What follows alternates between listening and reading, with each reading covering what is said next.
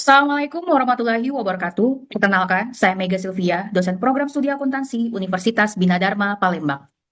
Pada kesempatan ini, saya akan menampilkan pembelajaran mata kuliah Laboratorium Akuntansi Komputerisasi dengan bobot 3 SKS yang membekali mahasiswa dalam kemampuan menggunakan Zaire Accounting untuk mengelola transaksi dan penyusunan laporan keuangan perusahaan jasa dan juga perusahaan dagang. Pembelajaran ini tidak hanya menekankan keterampilan teknis, tetapi juga ketelitian, kemandirian, kedisiplinan, dan tanggung jawab di dalam penggunaan teknologi informasi akuntansi. Mata kuliah ini mendukung CPL 2 dan CPL 6. CPL 2 berkaitan dengan penerapan nilai PRIDE, yaitu persisten, responsif, inovatif, disiplin, dan excellent.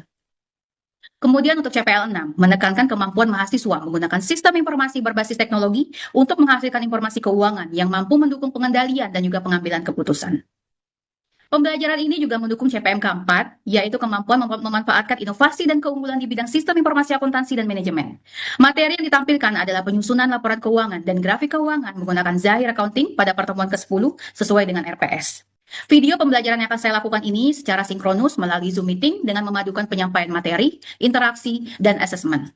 Baik, selanjutnya saya akan memulai micro teaching dengan materi penyusunan laporan keuangan dan grafik keuangan menggunakan Zaire Accounting. Wassalamualaikum warahmatullahi wabarakatuh.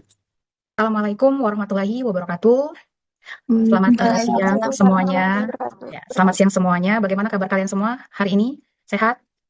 Sehat Bu, alhamdulillah. Baiklah. Alhamdulillah sehat Bu. Ya, semoga kalian juga selalu diberikan kesehatan oleh Allah Subhanahu wa taala, Tuhan Yang Maha Esa.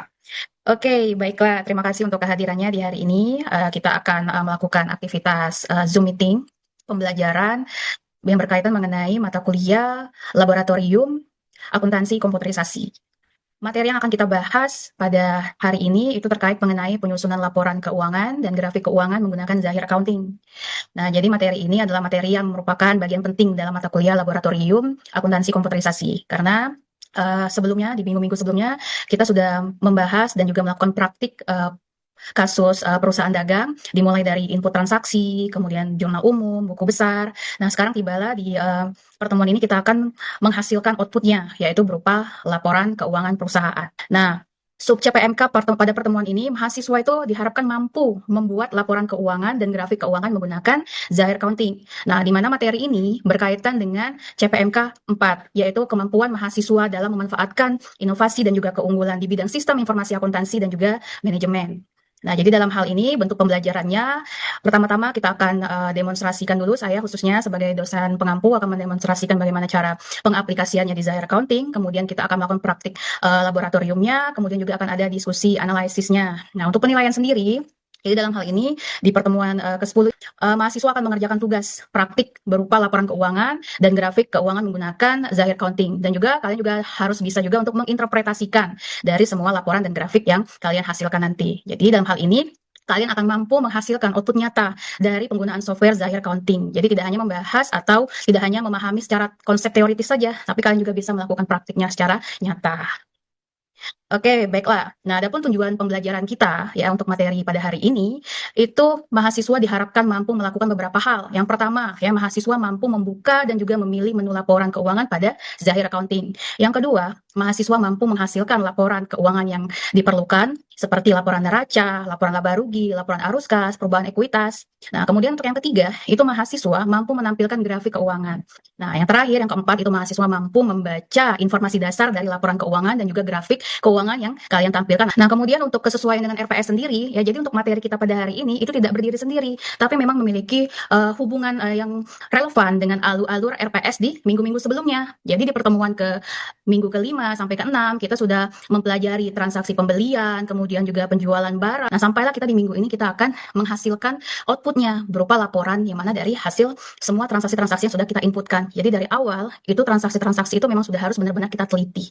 Kita harus menginputkannya dengan benar. Kita juga harus mengecek kembali validasinya seperti apa. Jadi jangan sampai dari awal penginputan data atau informasi perusahaan, saldo akun, informasi vendor ataupun customer, kemudian juga informasi saldo akun piutang ataupun utang, itu kita benar-benar harus menginput dari awal itu dengan teliti dan juga dengan tepat. Nah, kemudian ini adalah alur praktik dari transaksi sampai dengan laporan ya. Jadi tahap pertama itu kan seperti yang sudah kita pelajari di minggu-minggu sebelumnya, itu kalian melakukan input transaksi. Transaksi ini kan bisa berupa transaksi pembelian, penjualan, kemudian berkaitan dengan kas dan bank, kemudian jurnal umum.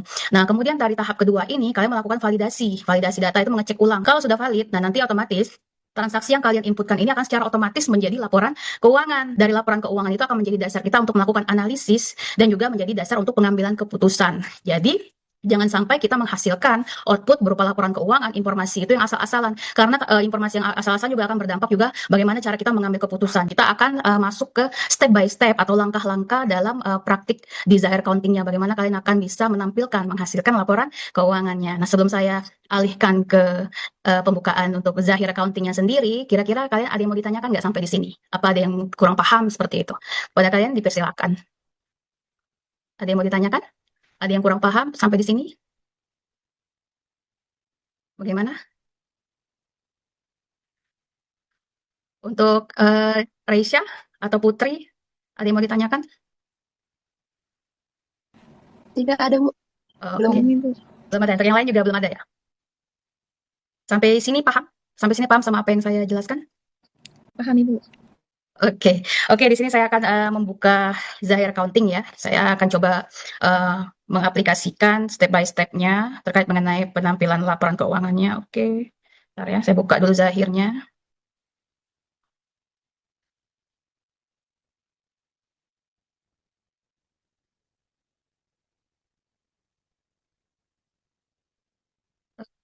Sabar ya, loadingnya agak lama ini. Sudah muncul belum Zahir Accounting 6-nya di layar kalian? Sudah, Ibu.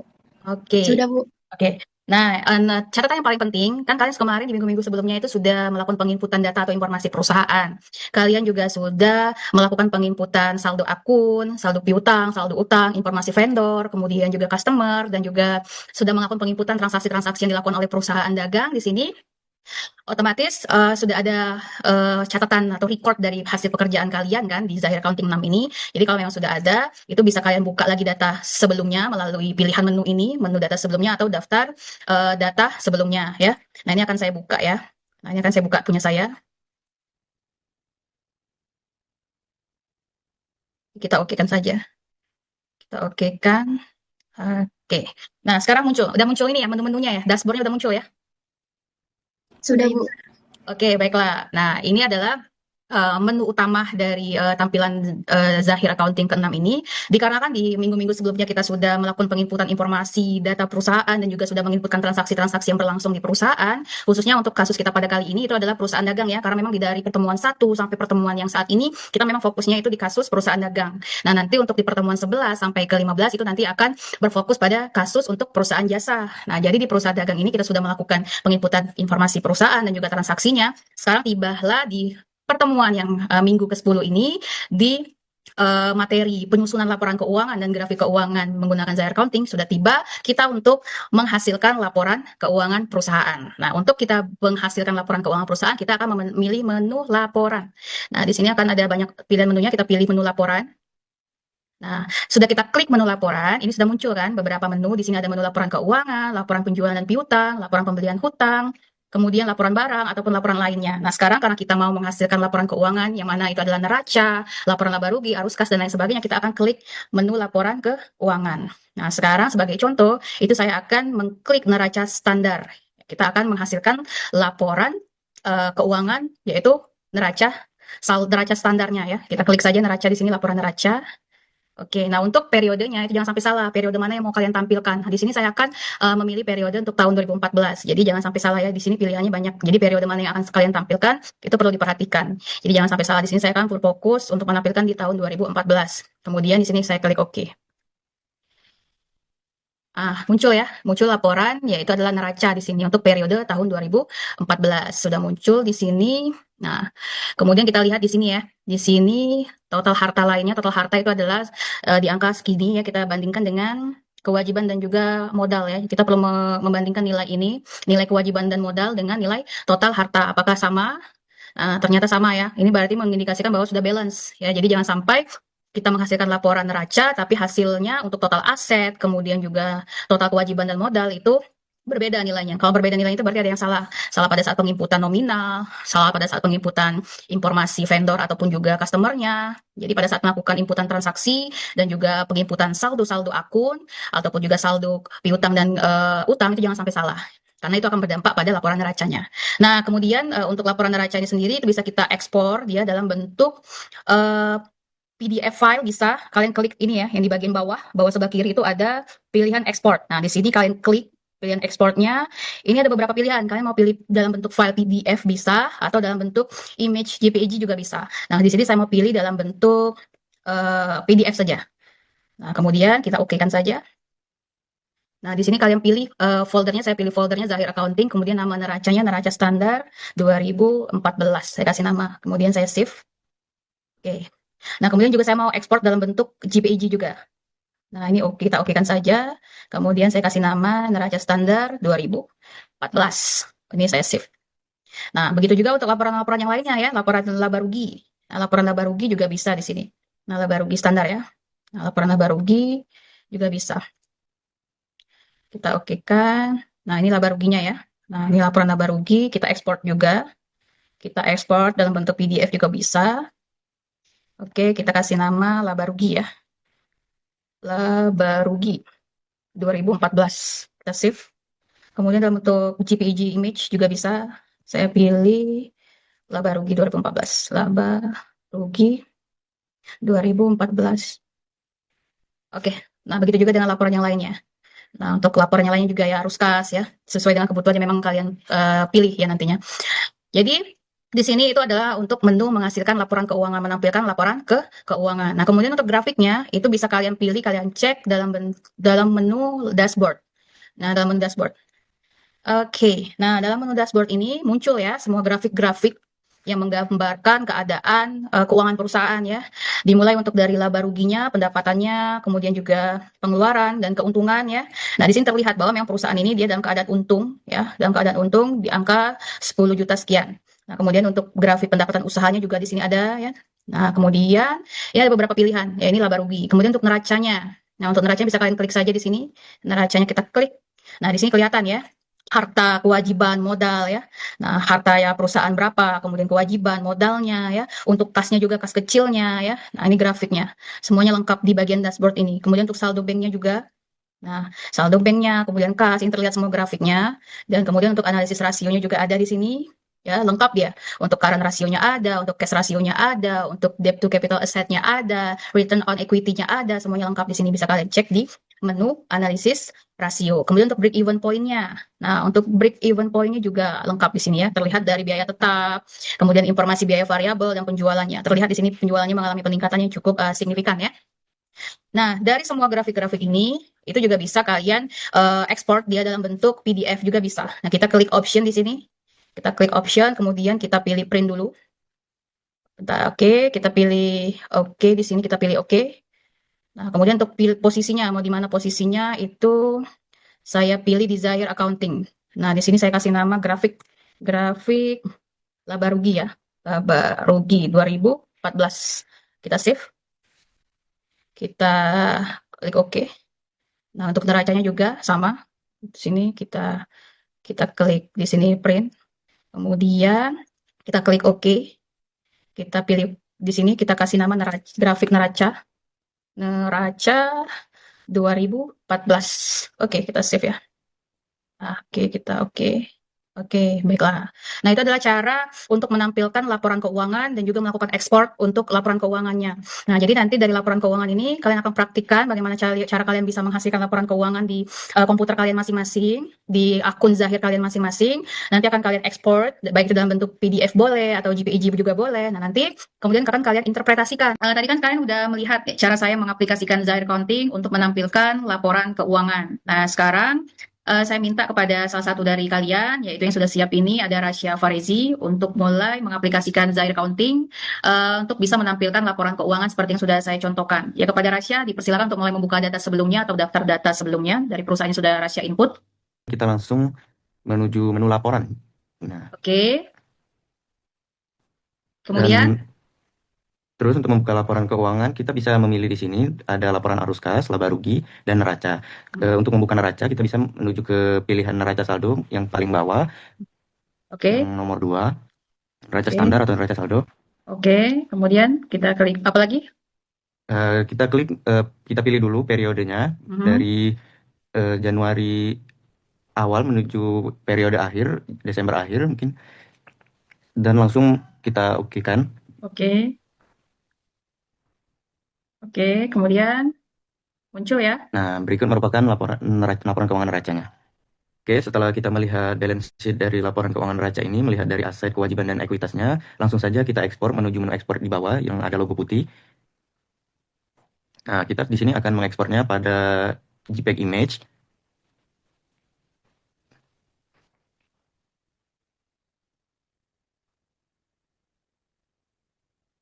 Oke, itu sudah tersimpan teman-teman. Dan itu juga berlaku untuk laporan-laporan yang lainnya ya. Udah dilakukan oleh Rasya. Oke, Rasya sekarang mau pilih laporan apa lagi Rasya selain laporan neraca standar? Kita pilih laporan laba rugi standar mungkin, Ibu.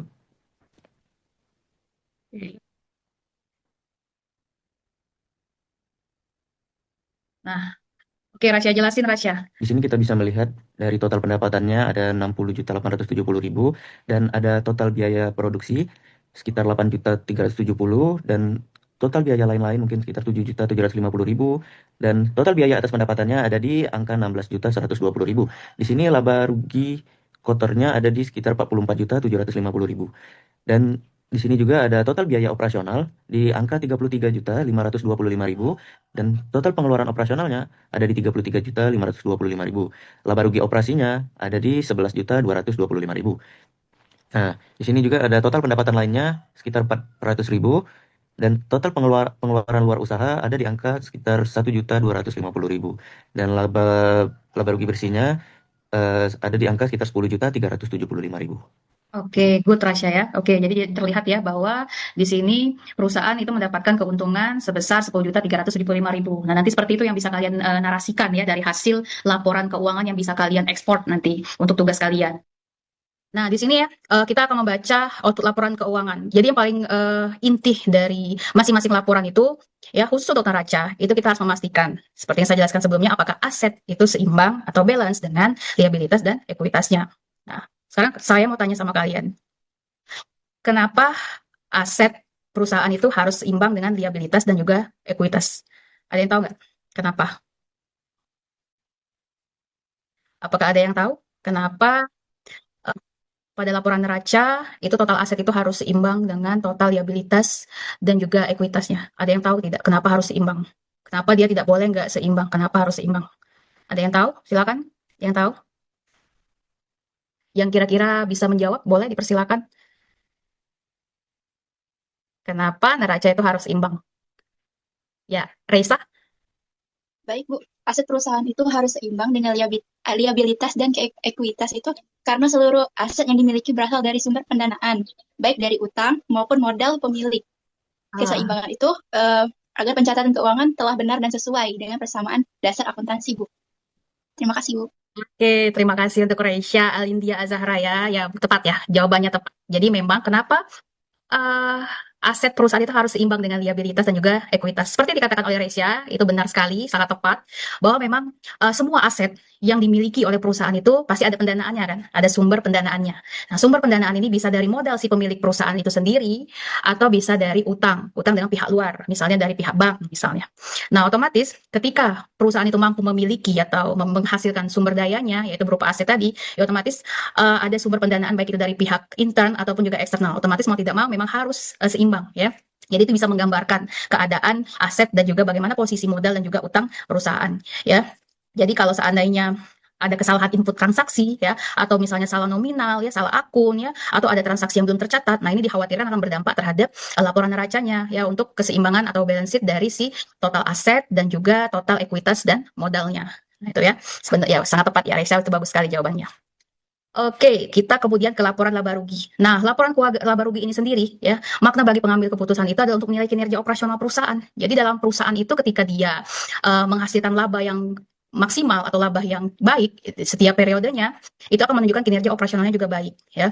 Jadi untuk menilai kinerja perusahaan itu sendiri, kegiatan operasional yang dijalankan oleh perusahaan sendiri setiap periodenya bisa kita lihat dari pencapaian labanya ya. Jadi ketika penjualan itu dia dibandingkan dengan beban operasionalnya itu masih dalam konteks yang wajar. Jadi dalam hal ini beban operasionalnya tidak terlalu tinggi, ya, tidak terlalu tinggi ataupun dalam konteks yang wajar, itu kita bisa lihat bahwa perusahaan itu akan untung di periode tersebut. Sebaliknya, kalau kita lihat perusahaan memiliki beban operasionalnya yang tinggi, ya, yang sudah tidak wajar lagi, yang malah melampaui dari total penjualan, ya, sudah bisa kita analisis di situ bahwa perusahaan di periode tersebut itu akan mengalami yang namanya kerugian. Nah, jadi bisa kita lihat dari laporan ke laba rugi ya terkait mengenai kinerja operasional perusahaan itu sendiri, ya.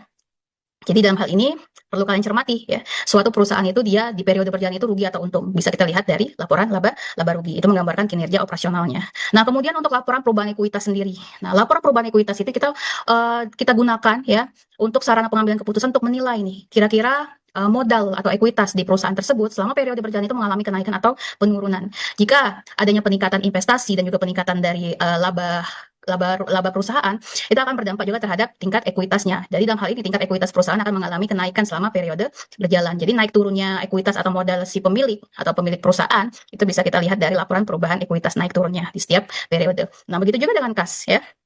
Kas dan juga laba. Jadi seperti yang saya jelaskan di pertemuan-pertemuan yang lalu bahwa ketika perusahaan itu menghasilkan laba yang tinggi, itu juga tidak serta-merta menggambarkan keadaan kasnya yang juga tinggi. Kenapa demikian? Karena ketika laba perusahaan tinggi dan kas itu kecil atau turun nilainya, itu bisa disebabkan oleh banyak faktor. Misalkan terjadinya banyak penjualan yang dilakukan oleh perusahaan itu secara kredit. Kemudian juga adanya pembelian-pembelian aset yang dilakukan oleh perusahaan itu secara tunai, ya. Secara tunai itu menyebabkan kas perusahaan pun juga akan mengalami penurunan. Nah, tuh ya. Kemudian untuk grafik. Kenapa grafik itu juga penting di dalam analisis keuangan sendiri? Karena dari grafik kita bisa melihat visualisasi keadaan perusahaannya. Kita bisa menginterpretasikan suatu kemampuan atau kemampuan perusahaan, kinerjanya, kemudian bagaimana keadaan keuangan perusahaan itu dengan cepat dengan bantuan si grafiknya tadi. Karena dari grafik itu kan terlihat ya tren-trennya itu ya. Nah, ini ya, tren penjualannya, kemudian juga bagaimana pencapaian labanya ya, bagaimana keadaan HPP-nya, kemudian juga kasnya itu bisa terlihat dengan jelas melalui visualisasi grafik ya. Nah, itu jadi grafik itu juga bisa membantu kita untuk melakukan interpretasi hasil ataupun pencapaian perusahaan itu melalui grafik dengan cepat. Nah, itu. Oke. Nah, kemudian untuk selanjutnya itu adalah terkait mengenai tugas praktik kita, ya itu otomatis berkaitan juga dengan penilaian asesmen untuk kalian. Jadi dalam hal ini saya sudah memaparkan mengenai materi penyusunan laporan keuangan dan juga penyusunan grafik menggunakan Zaire Counting, sudah saya praktikkan juga dan saya contohkan ke kalian, sudah saya jelaskan juga. Nah, itu nanti akan ada tugas untuk kalian di komputer kalian masing-masing. Nanti kalian saya tugaskan untuk bisa menampilkan ya laporan keuangan perusahaan. Yang saya minta itu laporan keuangan laba rugi, kemudian laporan neraca, kemudian juga laporan arus kas, dan juga laporan perubahan ekuitas. Dan pastikan periode yang saya minta itu periode yang terakhir kalian perusahaan Azlina ya, itu di tahun 2018 ya. Nah, periodenya juga perlu diperhatikan, saya minta di periode 2018.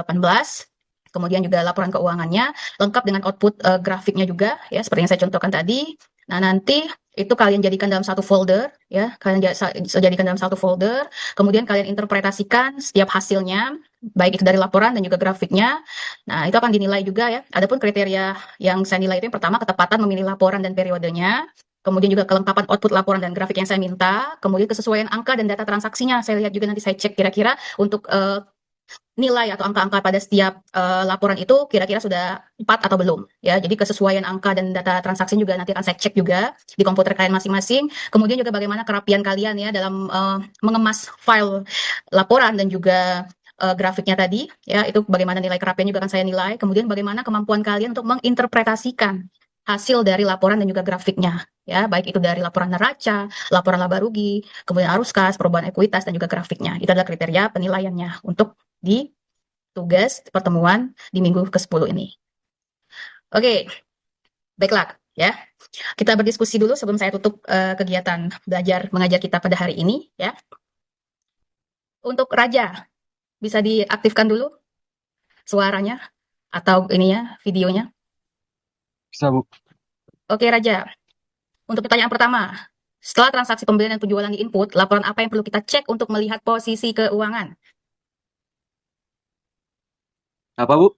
Untuk pertanyaan pertama untuk kamu, setelah transaksi pembelian dan penjualan di input, laporan apa yang perlu kita cek untuk melihat posisi keuangan? Laporan apa yang perlu kita cek untuk melihat keadaan perusahaan, posisi keuangannya? Ya, Raja, laporan apa?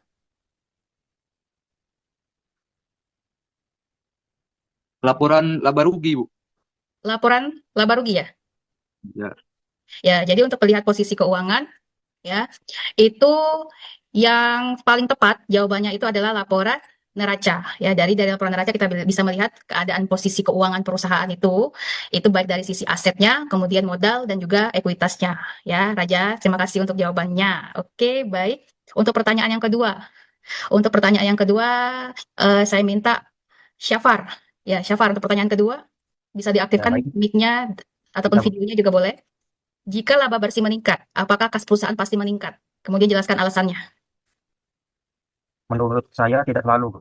Laba bersih meningkat belum tentu kas perusahaan itu meningkat, karena laba bersih dihitung berdasarkan pendapatan dan beban menurut akuntansi, bukan hanya uang kas yang benar-benar masuk atau keluar. Mungkin Oke, itu saja. ya, oke. Terima kasih untuk jawabannya Syafar, tepat ya. Jadi memang seperti yang saya jelaskan tadi, ketika laba bersih itu meningkat, ya, apakah kas perusahaan pasti meningkat? Ya belum tentu, ya. Karena memang ketika perusahaan itu memiliki laba yang meningkat, ya laba yang besar, belum tentu kasnya juga besar. Karena bisa jadi perusahaan itu memiliki banyak transaksi-transaksi kredit, misalnya penjualannya banyak nih, ya, otomatis penjualannya banyak tapi dilakukan secara kredit. Nah, otomatis di situ konteksnya itu akan mempengaruhi juga nilai penjualan ya. Penjualannya otomatis akan mengalami peningkatan. Kemudian juga banyak perusahaan melakukan pembelian aset. Bisa jadi perusahaan tersebut melakukan pembelian aset menggunakan kasnya ya.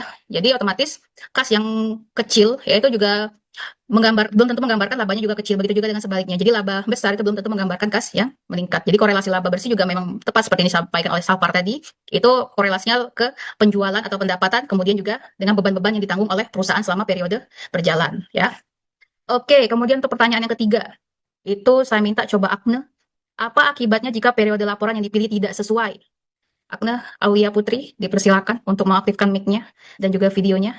Apa akibatnya jika periode laporan yang dipilih tidak sesuai? Bu, maaf, pertanyaannya apa akibatnya jika periode laporan Periode tidak sesuai? laporan yang dipilih tidak sesuai. Ya, untuk pertanyaan yang ketiga. Yang pertama itu laporan laba rugi kita itu bisa jadi tidak tepat, Bu. Terus Oke. posisi keuangan seperti aset, utang, atau modal itu juga nggak akurat. Jadi laporan keuangan seperti neraca dan laporan keuangan tidak akurat. Begitu, Bu. Ya, oke. Terima kasih Agne ya untuk jawabannya. Baik ya. Jadi pada saat kalian mau menghasilkan laporan keuangan ya, di selama periode perjalanan ya tepat yang dijawab oleh Agne ya, bahwa memang kita perlu memastikan dulu periode mana yang mau kita pilih ya. Periode mana yang mau kita pilih untuk kita tampilkan, untuk kita analisis. Jadi kesalahan dalam periode laporan itu nanti akan berdampak juga pada pengambilan keputusan yang akan kita lakukan ya. Jangan sampai nanti kita mau menganalisis untuk kinerja perusahaan di periode berjalan, ketika kita salah memilih periodenya pada saat kita mau menampilkan laporan keuangannya, itu nanti akan berdampak terhadap pengambilan keputusan juga. Jadi kita harus cermat juga untuk benar-benar melihat periode mana yang mau kita pilih untuk pelaporan tadi ya. Oke. Oke, itu diskusi singkat kita. Nanti habis ini kalian bisa langsung praktek di komputer kalian masing-masing. Kemudian nanti kalian kumpulkan tugasnya, kalian jadikan dalam satu folder. Nanti akan saya cek sesuai dengan kriteria penilaian kita ya. Oke, ini adalah penutup ya. Penutup untuk sekaligus juga refleksi bagi kita bahwa Zahir Counting itu sebenarnya adalah tools atau alat bantu yang dapat membantu kita untuk melakukan pekerjaan di bidang akuntansi itu dengan cepat. Ya, jadi dengan adanya bantuan dari Zahir Counting ini, kita tidak lagi melakukannya secara manual untuk penginputan transaksi ya. Itu bisa langsung segera kita input transaksi dan kita langsung bisa diproses ya, bisa diproses dengan cepat oleh Zahir Counting. Jadi memang Zahir Counting itu merupakan alat bantu untuk mempercepat pekerjaan kita. Tapi ya, yang perlu kalian ingat, pengguna atau akuntannya itu harus benar-benar teliti ya. Jadi secanggih apapun Zahir Accounting, jika tidak disertai dengan kemahiran kita, ketelitian kita untuk menggunakannya, itu akan berdampak pada informasi yang akan kita sampaikan juga. Jadi kalau kalian tidak teliti ya, kemudian juga kalian tidak mahir menggunakan Zahir Accounting, itu akan berdampak pada informasi atau yang akan kalian hasilkan. Jadi kualitas dari informasi yang kalian hasilkan dalam bentuk laporan keuangan itu akan dipertanyakan ya ketika selama proses itu terjadi kekeliruan atau kesalahan ya. Jadi ketika kita menggunakan Zahir Accounting, dia hanya sebatas alat bantu saja. Tapi untuk ketelitian, untuk keakuratan, keandalan dari informasi tersebut, itu adalah tanggung jawab dari pengguna ataupun si akuntannya. Jadi kalian harus bisa menjadi seorang akuntan sekaligus juga pengguna Zahir Accounting yang bisa mempertanggungjawabkan setiap pekerjaan kalian. Jadi jangan sampai kalian tidak teliti ya, kemudian juga jangan sampai kalian salah ya, karena ketika kita memasukkan atau menginput informasi yang salah, kemudian juga setiap angka yang keliru, itu akan berdampak pada kredibilitas dari laporan keuangan yang kalian hasilkan. Jadi kualitas laporan keuangan yang akan kalian hasilkan itu bergantung dari setiap proses yang kalian lakukan. Jadi itu yang perlu kalian garis bawahi ya. Baik, oke. Untuk pertemuan kita pada hari ini, saya mengucapkan terima kasih untuk kehadirannya, menyempatkan waktu. Di luar dari forum ini saya menerima kalau mau diskusi atau tanya jawab boleh ya, nanti kita di luar dari forum ini juga bisa. Oke, saya akhiri. Wabillahi taufiq wal hidayah. Wassalamualaikum warahmatullahi wabarakatuh.